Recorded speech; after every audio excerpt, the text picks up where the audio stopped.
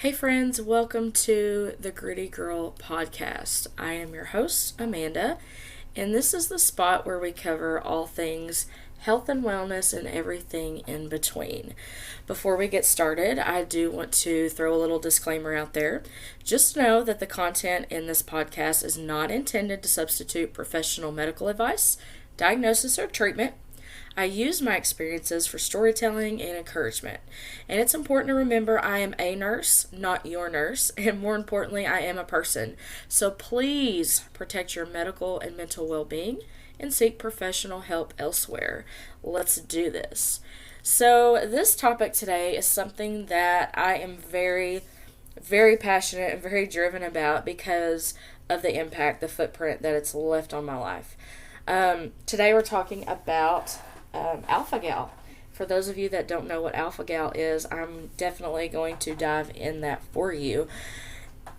I like to keep things fact-based, evidence-based, so a lot of times what I will do, I will use obviously credible sources to explain things because sometimes my explanations are going to come off a little, well, you explained it, but that's kind of in your verbiage. So I like to dumb things down, for lack of a better word.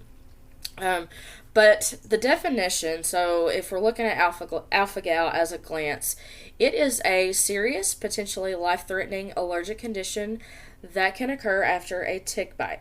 Okay, alphagal is a molecule. It's found in most mammals, and symptoms can appear after people eat. The red meat thing is in there, but red meat or are exposed to other products containing alphagal. Okay. I got this from the CDC website, and this is kind of a good example of what I mean by credible. The research I was doing the other day actually suggested, I think CDC says like 100 and something thousand people. It also says here, though, it's talking about alpha-gal cases are not nationally notifiable, which means the CDC does not recognize it, quote unquote, as a disease or reportable illness. There's actually some things in legislation that may be changing that soon, and I can talk about that at a later podcast. But at any rate, so with this, they're saying like 110,000. Okay, this is the CDC website. The research I was doing the other day actually suggested somewhere in the ballpark of like 450 to 500,000 people in the U.S. that are affected by alpha-gal syndrome. Okay, that's a lot. That is a lot of folks having to deal with this ugly, nasty, awful disease. So that's what it is. Where it comes into play for me, my journey with alphagal actually started out back in 2020. Does anybody else remember what was going on in 2020 that was insanely significant? So not only were we dealing with COVID and all the other ugly things, but in December of 2020, I was actually sitting down at a restaurant having dinner with a friend of mine. And this is a restaurant locally. I'm from Central Arkansas. This is a restaurant that my husband and I frequented often. Like, we were there all the time, sometimes twice a week. But at least once a week, every other week, we were ordering from this restaurant. So I suggested it to my friend. We met up, and we were eating. You know, everything was going fine. And then toward the end of our meal, I started kind of feeling different, like in my chest, like with my skin. I was feeling off, and I couldn't explain it at the time. But my friend had looked across the table over at me, and she was like, "Are you okay?" And I was like, "I feel just kind of flushed, like I feel weird." And she was like, "You're broke out all across your neck. Like, are you okay?" And I was like, I don't know. Kept on trying to have a conversation. About that time, I can feel my heart rate's picking up. My breathing is picking up, and I'm like, ooh, I don't like how I'm feeling right now. Like, this is really crazy to me. So, as a nurse, I'm starting to kind of self-diagnose or go over things in my head, and I'm like, what could be happening right now? And I don't know if you all remember at the time, but they were using these really crazy, harsh cleaners in restaurants and schools and things like that. So I'm thinking, well, maybe my skin's just irritated from the cleaner that was used on the table, right? So it started to get worse. I looked down, I had a Fitbit on. I look down at my Fitbit and my heart rate's like in the 140s and it's just sitting there. And I'm like, oh my God, like my heart's literally racing.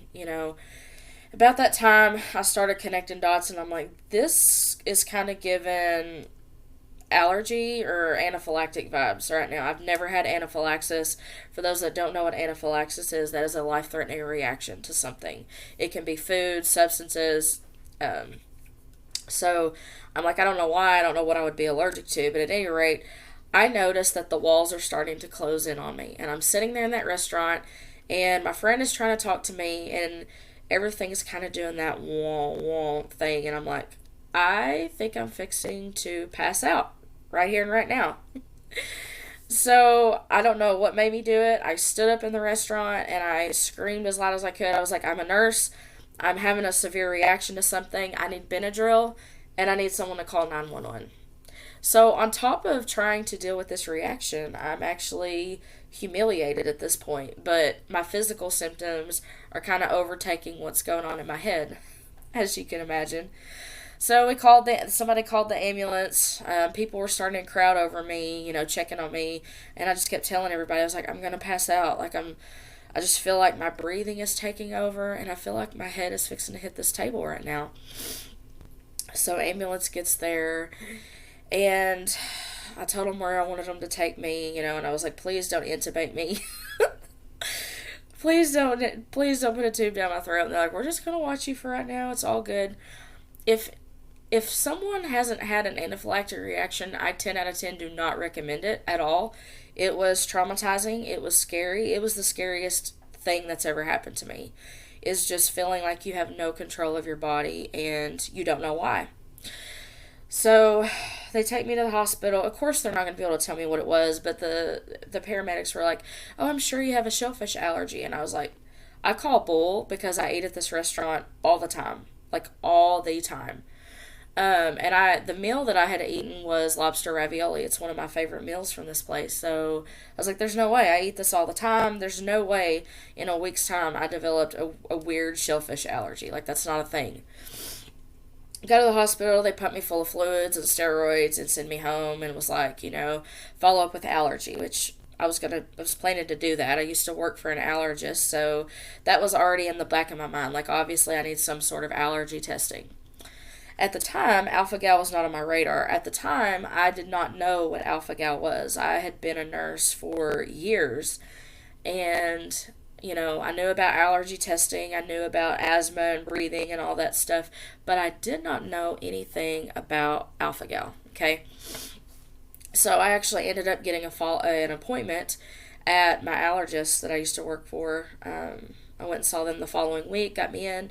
Sitting there talking to the doc, who knows me pretty well at that point. He's like, we're just going to run some labs. I think you're allergic to red meat. And I'm like, what? And I'm not a burger and steak gal. I never have been. Like, I can live with it or live without it. And he was like, yeah, we'll just do some labs and we'll know something in a couple of days. And I'm like, okay, this is weird. So I leave the appointment. I'm like, okay, we're going to get labs done and whatever. So I start researching it, as you can imagine, WebMD and all the things. And I was like, oh, this could be a real thing for me. But it's weird. I don't recall ever getting bit by a tick. That's the scary part about my story and my journey, is there's a lot of people in the community that can dial down the month, the year, everything when they were diagnosed. And I cannot. Or when they were bitten by a tick, and I cannot. So I was like, at that point it's December, right? So you're thinking, well, tick season should be done and over with. I don't know when I got bit, whatever. So I get a phone call like 2 or 3 days later, and he calls me and he's like, well, I was right. You're not ever going to eat meat or beef ever again. I was like, oh, that kind of sucks, even though I'm not a burger and steak gal. Excuse me, because based on the research I've done, it seems like it encompasses a lot of other things besides just red meat, right?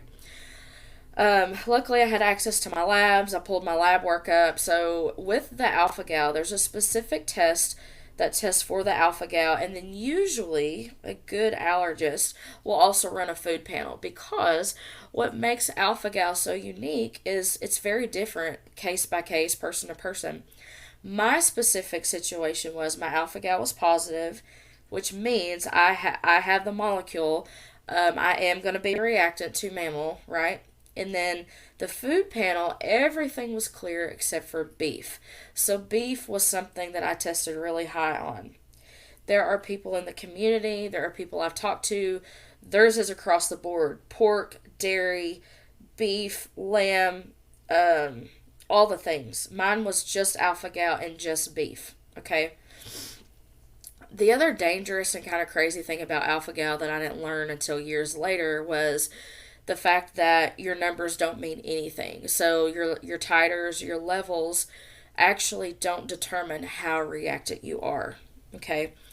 I forget what my numbers were at the time, but my alpha gal number was just barely over the abnormal mark. Like, it wasn't extremely high. I've seen people's numbers extremely high and all they have is like mild stomach issues.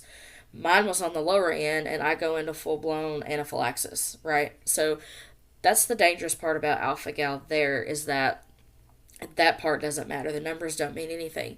And then my beef levels were kind of on the lower end of normal, right? So I got my diagnosis, whatever, doing the research. Meanwhile, in that time, it was probably weeks, I would even venture to say months of I couldn't hardly eat anything because I was so scared. I didn't fully understand what was happening to my body and why. I didn't understand what was safe, what was not safe. I immediately jumped onto Facebook and started getting into groups, which some of those groups I'm still in, by the way. Very helpful, very knowledgeable. I will caution people, though, that are listening to this: if you are diagnosed with alpha gal or have a loved one diagnosed with alpha gal, please be mindful of the information that goes into the groups, because anybody can put in that group, right? Anybody can put anything they want in that group. So talk to a trusted practitioner, and I use that term very loosely, someone who knows their crap on alpha gal, but also do your homework. Also, tune into your body. Pay attention to the foods that you're taking in. Pay attention to, unfortunately, with alpha gal, especially in the beginning, you got to do a little bit of label studying, right? There's certain things that people with alpha gal need to stay away from, like carrageenan. Carrageenan is, I think it's like a type of seaweed or something. It can trigger reactions in people with alpha gal. Carrageenan is in everything. It'll be in your meats. It'll be like chicken. Things like that, which chicken is a staple in my diet because with alpha gal, it's what's called feather and fin. So chicken, turkey, fish, those are staples for me. But things like carrageenan, apparently there's certain sugars. I never paid attention to this. Certain sugars are filtered using mammal and bone char and all this stuff. I didn't get deep in the woods with that aspect of it because at that point, my mental health was crumbling. At that point, I was doing like a very bland diet, things like chicken and rice, chicken and broccoli, trying to figure out things that were going to be safe for me because at that point I wasn't eating. Something else I learned in the one of the groups, they were talking about, there's no cure for alpha gal, absolutely no cure, but there are things you can do. You can avoid trigger foods, obviously. A lot of practitioners like to load people up on antihistamines. I know when I was first diagnosed, they wanted me on Zyrtec twice a day, Pepcid twice a day, which, if you don't know, Pepcid it's an acid reducer, but also serves as an antihistamine. So I was on Zyrtec, Pepcid, and of course a prescription for EpiPens. So as far as treatment, they recommend, antihistamines, avoidance of trigger foods. And then there was something else that caught my attention because I am very much all about, kind of getting to the root cause and trying to find other ways of doing things. So there is a treatment for alpha gal called SAAT, Solomon Auricular Allergy Treatment. I think I'm saying that correctly. There are certain practitioners, state to state, and a lot of them are chiropractors, and they become certified. They take the training required to perform it. It is basically a type of acupuncture. It's really, really cool how it works. So one of the groups actually formulated a list of providers in each state per state because alphagal is really prominent in the South. And so I looked at my state, I found a practitioner, I was like, oh, cool, that's like an hour and a half, almost 2 hours from my house. It's worth it if it's something that I can try. So I was probably not even 6 months into my diagnosis. I think it was the spring at that time, and made an appointment. Of course, it was out of pocket. Insurance is not going to cover SAAT. I'm going to tell you that right now because I used to work in insurance. And also, it's very quote unquote experimental, if you will. So, made an appointment. I went, and the acupuncture needles, they go kind of inside your ear, not like in your inner ear, but like kind of, close to your earlobe. They kind of sit right there in that little basin. And it's really cool. They do neuromuscular testing to actually ascertain and see what type of allergies you're dealing with. So if you have any type of allergies or, want to check it out, do your homework and find a practitioner, right? So I went. I was very skeptical. I went. He did the neuromuscular testing. I'm holding these things in my hand and I'm like, I don't know what this is doing, but it's kind of weird how this is working. I don't know. And he immediately was like, yeah, I'm definitely seeing alpha-gal here, and I'm definitely seeing problems with beef and histamine issues. You've got some histamine issues. So I think my first visit, I got 3 needles placed.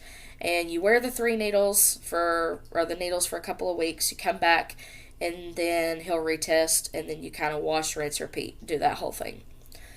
Did that, and when I tell you, I'm not exaggerating at all, when I tell you the amount of energy I had like a burst of energy for probably a week after, and then it kind of faded away. But when he placed those needles, I felt something happen in my body, because acupuncture supposedly works on like pathways and things like that, energy and stuff like that. I had a burst of energy for about a week after that. I'm not even kidding. I actually ended up doing 2 rounds of SAAT. Went to do the reintroduction protocol that summer. And this is where it just kind of fell apart for me. Part of the reintroduction protocol is you actually have to consume teeny tiny portions of the things that you're allergic to. So mine was beef, obviously. I cooked up a meatloaf one day. Tore off just a little teeny tiny baby piece, maybe fingernail sized. Popped it in my mouth, and I was like, please, I hope nothing happens. About 30-45 minutes later, I was going to make a run to town. While I was in town, I started feeling weird. I had a small rash. I broke out into a small rash on my neck like I typically do, and then it went away. I didn't have trouble breathing. My heart rate spiked a little bit because that's a normal kind of response to that, and then it went away. I wasn't full-on symptomatic. I had kind of lost hope at that point. It was like, you know what? This is just my life now. This is the way things are going to be. I've tried this. I've done avoidance. I've done the antihistamines, which the antihistamines I did not stay on because it dried me out. It did its job. And I was like, maybe this is just the plan for me moving forward. Like, no meat, no beef, and just trying to take care of my body, trying to feed myself some good foods. So things got really dark for a little bit. I kind of gave up on the venture of trying to heal my body and rid my body of this awful, nasty thing. Fast forward probably a year or two, I was like, you know what? I just want to see what my labs would show. And my practitioner, she was a nurse practitioner at the time. She was like, Amanda, people with alpha-gal, once you have it, you always have it. I said, I understand that, but I would really like to have some labs redrawn and just see what I'm sitting at. She was like, okay, I'll go ahead and order it. And she did, along with my other, yearly stuff, and come back, and all of my numbers are 0. My alpha-gal was negative. My beef was 0. Everything was zeroed out. And I was like, I could very well be into remission right now and just not know it. That was that was 2 years ago. Gosh, that was April of 22 when I had the labs drawn and everything came back 0. So, that's a lot. I'm like almost 20 minutes in, and I feel like I just zoomed right through it all. But really, if I was to break every single moment, every single day down, you would be like, damn, how did you even function at that point? And I still have people to this day that are like, I don't know how you do it. Because at this point, I don't take any dairy, no mammal of any kind because of the fear and because of everything that's transpired. And I'm an outdoor girl. If I was to get bitten by another tick and I haven't known about it, I could potentially get reinfected. So I think it's on my radar at some point to try to maybe reintroduce it again and just see what happens. Also, though, I feel like there's times it's not worth it to me. If I can just hone in and harness the foods that I can have, because I'm not lacking. I'm very healthy. I'm 5'4". I'm over 200 pounds. I'm short and thick. Like, I'm not lacking. My concern, it comes from some of the nutritional deficiencies that I acquired because of this. One of the beefs I have with this is, I acquired a really bad vitamin B12 deficiency. Your B12 a lot of times will come from those red meats and things. And then that, of course, that made me anemic. And then vitamin D deficiency, which I had before alphagal. So it's not really a fair thing to say that's how that come with the alphagal, because it didn't. So vitamin B12, which is for energy and cell health. Vitamin D. We know vitamin D plays a vital role in your immune health, your mental health, right? And then, of course, folic acid. All of my folic acid, my folate levels, everything was low. And that's definitely going to be saved for another podcast because I have a story time on that as well. But the vitamin deficiencies, this is a big reason why I don't recommend the vegan lifestyle, because I did vegan for a little bit even before I had alpha-gal, and then I somewhat follow a veganish lifestyle now, with the exception of, turkey, chicken, and fish. So the nutrition deficiencies, it was hell because it played on my mental health, and it still is very prominent in that sense, but I'm doing other things to address that. But alpha-gal was and still is a huge part of my story and who I am, because when I tell you, like, I should have been hospitalized the first couple of months, I'm not even exaggerating. I wouldn't eat. I wouldn't drink anything but water. I didn't travel. I didn't go out. My mental health was probably the worst it had ever been. And thank God I had, supportive family and friends and people that understood my limitations and things. But I'm not going to lie, the first couple of holidays was hell. Because I was making and taking my own food, and I still do that. So it's a me thing. I still have some trust issues. I will just now, like this year, 2024, I'm just now letting people prepare my food or going and eat at a restaurant. There's certain places that I will get food from. The big thing is communication, just letting your server and your kitchen staff know, like, hey, I have allergies. I can't have beef. I always say beef and pork because those are big prominent ones in the restaurant industry.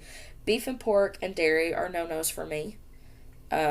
So I communicate it, and I kind of go by, past experiences and other people that with alpha-gal that have eaten at places. I kind of roll that all up into one and be like, is this something that I want to try? And then I go for it. So very limited handful of places that I will eat and people that I trust to make my food. But it has been a wild ride. Like, I just summed up, we're going on 25 minutes now. I pretty much summed up the past 4 years into 25 minutes. And there's a lot of things in between. But I would say my biggest beef with alpha-gal would probably have been the mental aspect of it. Feeling excluded from family functions and feeling excluded from life in general, because I checked out for a little bit. My depression got worse. My anxiety got worse. I quit dating my husband. I quit going out. I quit doing things, and that was detrimental. That's detrimental to relationships. That was detrimental to my marriage. And then the whole part of having to explain it to people that you meet for the first time when they're like, hey, we should meet up, go eat somewhere. For the first 3 years, I don't eat out. I don't go anywhere. If you want to go somewhere and have coffee, I'll research a coffee shop that I can go to that would be safe for me. So, yeah, it would probably be the mental aspect of it is my biggest beef with alpha-gal. The other thing, and this, again, I feel like because this is my first episode, I feel like I am just leading you all down a rabbit hole because I have episodes, I have things planned for down the road. You guys are going to see some things unravel. But the other thing would be providers, how providers handle this. I would encourage you to talk to your PCP, whether that's a nurse practitioner, a PA, an MD, a DO. Talk to them about alpha-gal. My gynecologist knows about my alpha-gal. My, general practitioners know about alpha-gal. My massage therapist that I have used for years, love her dearly, big supporter of mine, good friend of mine, she knows about my alpha-gal because, there's certain products I don't want used on me because they have mammal in them. So have those conversations with your loved ones, with your friends, your family, the people that help take care of you. Let them know I have alpha-gal and this is what that can entail. It could encompass medications. It could encompass hygiene products and makeup and things like that. Household cleaners, right? Things that we don't think about could have mammal and stuff in them. It just kind of encompasses everything. So that is my beef with beef. That is my alpha-gal journey all summed into one cute little episode. If you guys have any other questions for me, I am on Facebook. I am on the Tickety Talk. I'm not on Instagram anymore, but this is what I'm doing. I'm getting this information out there. I am working on telling my story. And again, there's so much more, but I feel like anything past 30 minutes at that point, it would just be me rambling. But if there's anything specifically that you want to talk to me about, anything that you want help on, please feel free to email me. My email is gritandgracehw, so gritandgracehw@gmail.com. Feel free to shoot me an email and we can talk about it. That's all I have for you guys today. Again, I want to keep this short and sweet. Try to keep it under 30 minutes as much as possible. If you guys have any questions, concerns, or comments, feel free to reach out to me. I hope you guys have a wonderful day. Take care. Until next time.